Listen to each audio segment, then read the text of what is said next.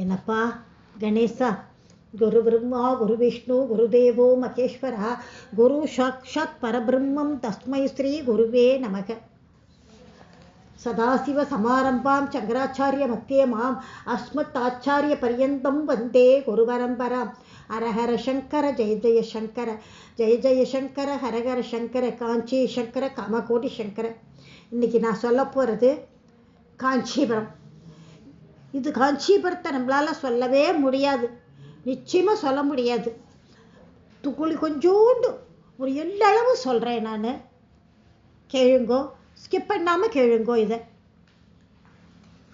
தமிழ்நாட்டில் இருக்கிற காஞ்சி காமாட்சி அம்மன் கோவில் 51வது சக்தி பீடங்களில் ஒன்றும்.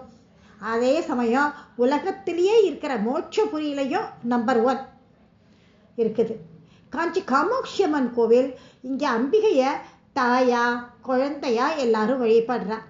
தன்கிட்ட வர பக்தாலோட குறைகளை தீர்க்கும் தெய்வமாக இருக்கா அவ.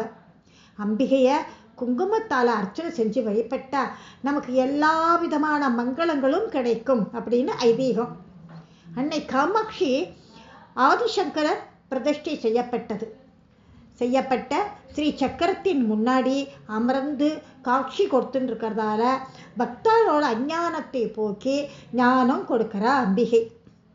அன்னை பராசக்தியின் தொப்புள் பகுதி விழுந்த இடமா சொல்றா எல்லாரும். அதனால தான் இந்த ஸ்தலத்துக்கு பேரு நாபி பீடம். நாபின்னாக்க தொப்புள் அப்படின்னு சொல்லுவா. தக்ஷனோட யாகத்தில குதிச்சு உயர விட்டா பார்வதி தேவி. உடனே சக்தியோட உடலை தூக்கிண்டு சிவருமான் அலையறார், என்ன பண்றதுன்னு சொல்றேன். அப்ப அன்னையோட தொப்புள் பகுதி கீழே விழுந்துடுத்து. அந்த இடம்தான் சக்தி பீடம் ஆயிடுத்து. தங்க கோபுரத்தின் கீழே உட்கார்ந்துண்டு கருவறையில அன்னை காமாட்சி 2 கால்களையும் மடிச்சு பத்மாசனத்துல அமர்ந்த கோலத்துல காட்சி கொடுத்துட்டு இருக்கா. 4 திருக்கரங்களோட காட்சி கொடுக்கிறா. அன்னையின் முன்னாடி 2 கையில கரும்பு வில்லும் மலர்கணைகள் ஏந்தியபடி, பின்னாடி இருக்கிற 2 கையில பாசம் மற்றும் அங்குசம். அந்த நிலையில கருணையே வடிவமா மங்கள ஸ்ரூபினியா காட்சி கொடுத்துட்டு இருக்கா. ஆரம்பத்துல ரொம்ப உக்கிரமா இருந்தாவ.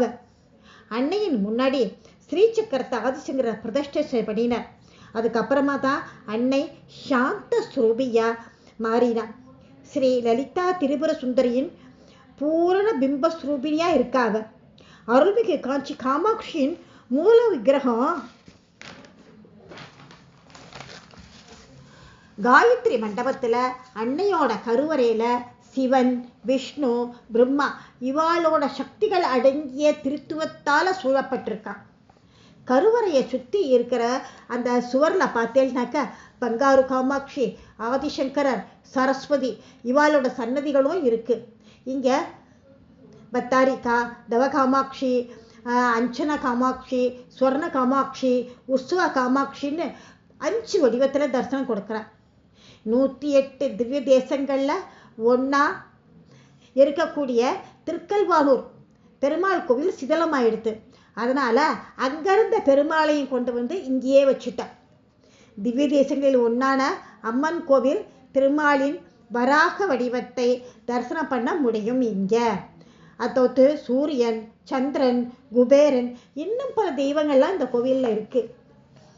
இந்த கோவில் கிபி 5ஆம் நூற்றாண்டுலேருந்து 8ஆம் நூற்றாண்டு வரைக்கும் இந்த கோவிலை பல்லவ மன்னவெல்லாம் கட்டியிருக்கா. இப்போ இருக்கிற கோவில் 1783ஆம் வருஷம் தான் கட்டியிருக்கா அப்படின்னு தெரிய வருது. அன்னை காமாட்சி எழுந்தருளிய சமயம் பந்தகாசுரன் அப்படின்னு ஒரு அசுரன் வாழ்ந்துட்டு இருந்தான். அவன் கடுமையான தவ வலிமையால பிரம்மா கிட்ட இருந்து அரிய பல வரங்கள்லாம் அவனுக்கு கொடுத்துட்டாரு பிரம்மா. அந்த வரங்கள்லாம் அழிச்ச சக்தி ஆணவம் அவன் என்ன பண்ணிட்டு 3 லோகத்தையும் ஆட்டி படைச்சுட்டான் அவன் பந்தகாசுரன். பந்தகாசுரனோட கொடுமைகள்ல நாளுக்கு நாள் ரொம்ப ஜாஸ்தியா போயிடுது. தேவர்கள் முனிவர்கள்லாம் சிவன் கிட்ட முறையிடுறா. அப்ப சிவன் சொல்லிட்டார், இது பிரம்மா கொடுத்த வரம், இது என்னால பண்ண முடியாது, இத போய் பராசக்திகிட்ட முறையிடுங்கோ அப்படின்னு சொல்லிட்டா. பராசக்தி எங்க இருக்கா? காமகோட்டங்கிற அழைக்கப்படுற இடத்துல இருக்கா. காமகோட்டம்னாக்க இன்றைய காஞ்சிபுரம். அதைத்தான் அப்ப அந்த காலத்துல காமகோட்டம்னு சொல்லிட்டு இருந்தா. அப்ப அப்போ பராசக்தி காஞ்சிபுரத்தில் என்ன பண்ணுறான்னாக்கா கிளி ரூபமாக உட்காந்து ஒரு செண்பக மரத்தில் உட்காந்துட்டு சிவனை நினச்சி தவம் பண்ணின்னு இருக்கா. தேவர்களும் முனிவர்களும் அன்னை இருக்கிற இடத்துக்கு வந்து அன்னைய வழிபட்டு தன்னோட துயரங்கள் எல்லாம் சொல்ல, அவளோட துயரத்தை பார்த்து மனம் இறங்கி அன்னை என்ன பண்ணுறா, பந்தகாசுரனை கொன்று அவர்களின் துயரத்தை போக்குவதாக சொல்லிடுறா. அந்த சமயம் பந்தகாசுரன் என்ன பண்ணுறான், கைலாயத்தில் ஒரு குகையில் தூங்கின்னு இருக்கான். இதை அறிஞ்சா அன்னை என்ன பண்ணுறா, இதுதான் நல்ல சமயம் அப்படின்னு முடிவு பண்ணி தன்னோட 18 கரங்கள்லையும் 18 வகையான ஆயுதங்கள் எல்லாம் எடுத்துண்டு பைரவ ஸ்வரூபினியா உக்ர உருவம் கொண்டு பந்தகாசுரனோட கழுத்தில் ஒரு பாதத்தையும் மார்பில் ஒரு பாதத்தையும் வச்சு அதனோட தலையை அறுத்து ஒரு கையில் தூக்கி பிடிச்சிட்டு காஞ்சிபுரம் வந்துட்டான். உக்ர ஸ்வரூபத்தில் வந்த அன்னையை பார்த்து தேவர்கள் முனிவர்கள்லாம் பயத்தில் நடுங்கி மயங்கி விழுந்துட்டான். அவள் பயத்தை போக்க அன்னை என்ன பண்ணினா, அழகிய பட்டாடையை உடுத்திண்டு சிறு பெண்ணையோட உருவத்தில் புண்டகை தமிழ் முகத்தோட அவளுக்கெல்லாம் காட்சி கொடுத்தா. காமாட்சியும் தஞ்சம் அடைஞ்சவா, நமக்கு வேண்டியதை அன்னை நமக்கு நிச்சயமா கொடுப்பா. காஞ்சிபுரத்தை ஜென்ரலாக சொல்லுவா கோவில் மாநகரம் அப்படின்னு சொல்லுவா. ஏன்னா கணக்கில்லாத கோவில் காஞ்சிபுரத்தில் இருக்கு.